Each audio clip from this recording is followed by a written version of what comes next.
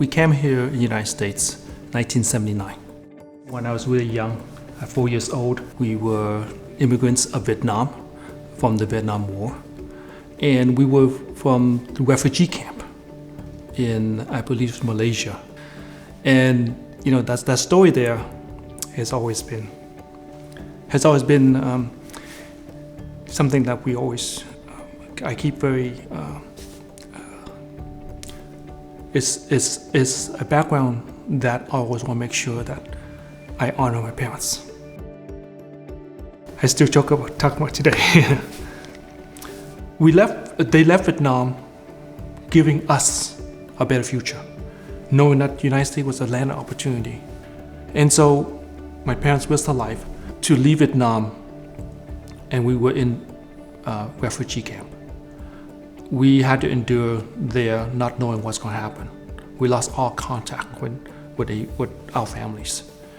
Fortunately, we have family members in the United States, in California, who found us and received us over here. We were placed in a rough neighborhood of Santa Ana.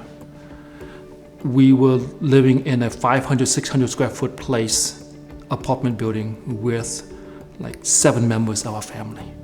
And I still remember my dad and my mom working all day long. We had our grandmother taking care of us and cooking. But we were on our own most of the day, of course, right? I remember going to shopping with them with food stamps, nowadays EBTs. Living in that neighborhood, we were broken into like a few times. In my mind, I really want to make sure that we get out of that neighborhood. And I wanted to make sure that the only way to get through it is, with our parents teaching education, learning, pushing ourselves. Fortunately, my dad had the foresight of buying our first computer when it first came out. Back in '87, he spent $3,000 on the computer, which was at that time, as you can imagine, that's an arm and a leg. For his type of earning, he was making peanuts. I used to remember days where he was painting figurines that you see specifically at Disney. He was painting those things at 25 cents a piece. Everything we did, we had to make money to survive, right?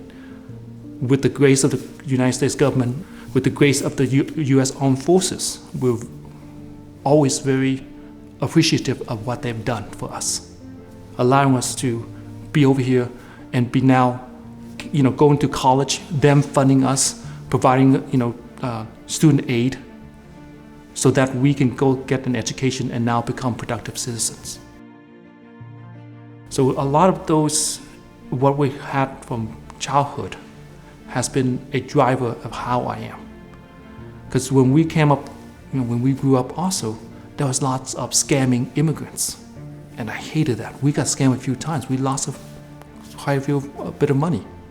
And it was through life insurance as well. And they didn't set up correctly, which is frustrating. And so, the financial planning side, they didn't do what they're supposed to do. And it was more for their interest rather than my parents' interest or my family's interest. That's why the passion behind it is to make sure my ethics is there, the values there, so that I can sleep well at night, knowing that I learn as much as I could to do the best I can for my clients. The legacy that I want to leave behind for my children is one that they don't have to be worried, concerned about people breaking into the house. They don't have to worry about walking down the street fearing what could happen. A legacy where they can feel safe, secure, where they can do what they need to do. Because once your wings are unclipped and you don't have all these distractions and everything else, they can be very successful.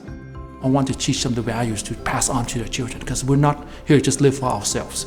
We're here to live to make our kids, our families, our community better. We're consultants. We're professional planners. We're looking to understand, we take the time to understand what their needs are and their goals are, and trying to make sure that if their goals and needs and our product matches, then it becomes a solution. But if you don't know what their needs are, their goals are, and we're just pitching them a product, then we're just selling them something. And that's not what we want to do. Everything I do, it comes from my passion, my belief that it is truly serving the client, serving you and your best interest.